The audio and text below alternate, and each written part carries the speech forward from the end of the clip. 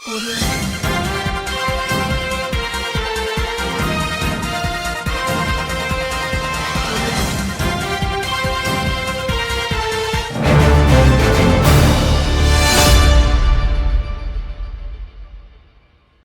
రైతును అధ్యక్ష, నేను అమ్ముతేనేమో 4030 రూపాయలు ఇస్తారు అధ్యక్ష.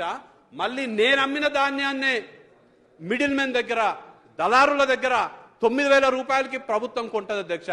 కొన్న ఆ 9000 దాన్ని మళ్ళీ నాకు ఎప్పుడైతే విత్తనాలు కావాలో సబ్సిడీ పోను నాకు రైతుకి దొరికే విత్తనం కాస్ట్ అధ్యక్ష 4633 రూపాయలు అధ్యక్ష. అది సబ్సిడీ పోను.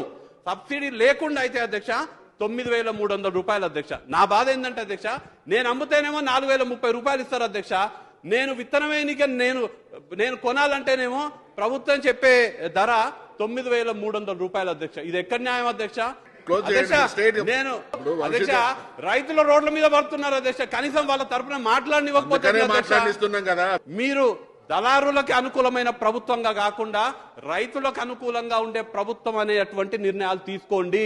7500 తగ్గకుండా మద్దతు ధర ప్రభుత్వం ప్రకటించాలని, రైతులను అన్ని విధాలా ఆడుకోవాలని కోరుతున్నాం అధ్యక్ష. మీ ఓటు హస్సం గుర్తుపై వేసి మహబూబ్ నగర్ లోక్సభ అభ్యర్థిగా నన్ను గెలిపించండి ప్రార్థిస్తున్నా.